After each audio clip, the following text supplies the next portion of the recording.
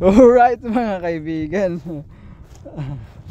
Hindi kami nagkakaintindihan ni nanay, no? At saka yung kanyang anak na babae na mga kaibigan, no? Kung saan hinahanap po natin yung nakapost sa, no? Sa YouTube channel ni Windscreen mga kaibigan. Hinahanap po natin yung sa vlog ni Windscreen yung sa dagat na meron siyang patungan na kawayan. By the way, mamaya hahanapin natin sa vlog ni Windscreen. At dito ho tayo sa may part ng New Washington mga kaibigan, Barangay Uchando na yata ito mga kaibigan. At so yun, nagsayang pa ng oras yung matanda, pati yung anak niya. Pasensya na ho, Pambihira. Pasensya na talaga. Ito pala yung tinatawag nilang bato mga kaibigan. Buhay na pala to, Ay wow, ang ganda pala rito. Ay wow. Okay, pwede pala rito magluto-luto. Ay pwede magluto rito. Ay, bato nga talaga. Tapos nakaliyer pa, Ay nakaliyer na ba to? Wow, ganda naman dito. Wow, swabe. Ang ganda naman. Dito pwede may nag-uuling. Kagabi lang to siguro mga kaibigan. Ay, ang ganda naman dito. Ang ganda nga rito, Han. Parang flat. Pero andito ho siya sa may sa may pinakadagat. Ay wow. Ay wow. Ang ganda maligo. Daming isda. Solid. Ang ganda naman dito, pambihira. Pato na pala ito mga kaibigan. Itong nasarapan natin, Ayun. Pinagtataka natin bakit ito namumuo ng ganito, mga kaibigan. Han, himala naman na mabuo itong bato, himala na mabuo itong batuhan sa pamamagitan lang ng walang kula. Wala siyang kumbaga mixture na semento. Himala naman ito mga kaibigan, Ay dito ho tayo sa kabila,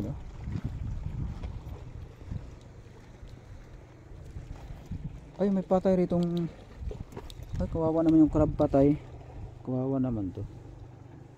Sino ba? Ay, kawawa naman yung crab. Namatay sa init, Ay, kawawa naman.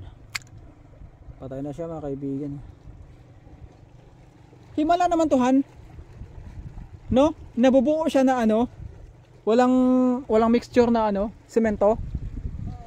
Himala nga talaga. Tapos napakalawak nito, imagine mo to mga kaibigan, hanggang dito sa dulo. Kaya pala tinawag na sitio bato. Ito pala to mga kaibigan, Hindi ito yung hinahanap natin mga kaibigan. Pero napakaganda rito mga kaibigan. Ay may mga kahit itong nabubuhay mga kaibigan. At yung mga dito sa sa baba ng paligid ng ang bato na yun, yung tinatawag na buri.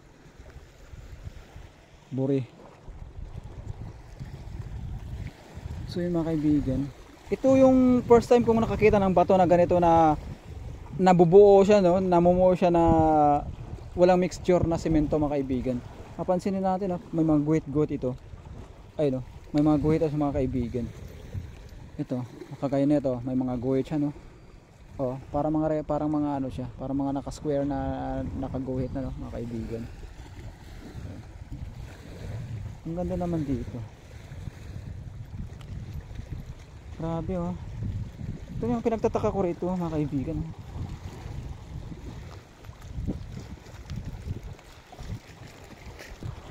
So mga kaibigan, pag dito sa baba may nakikita pa rin tayo mga solid na bato rito sa baba mga kaibigan. Itong sa kanyang tagiliran may nakadikit dito na mga kaya to? Tigas Ano kaya to? Ano kaya tong parang ahasan? Parang ahasan nakadikit. Saan? Ito. Iwan ko. Parang ahasan na nakadikit. Di ba? Oh.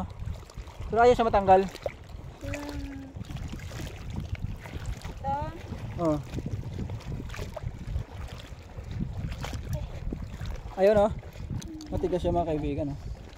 Parang talaba. So yun.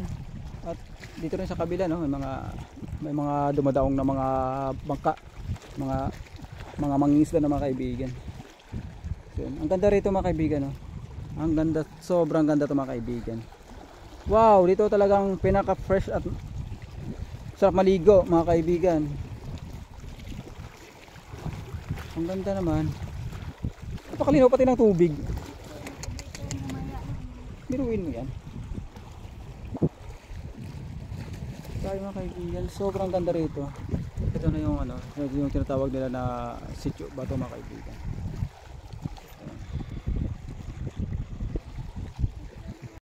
So yun na mga kaibigan, no? May nakikita ko tayo may mga napunta na rito, no? Mga bisita. So yun mga kaibigan. O ano? Palabas na tayo? Tara, yung helmet han.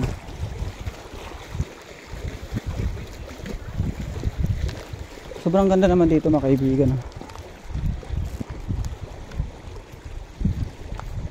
Tourist spot naman talaga to mga kaibigan, no?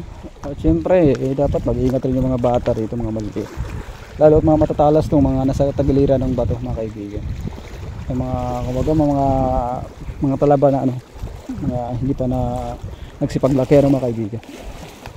So, yan.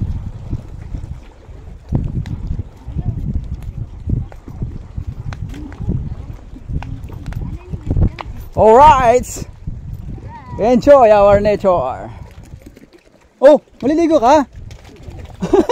Mag-ingat ka dahil marami kasi ting ano, yung mga talaba na nasa gilid, mga matatalas. So yun.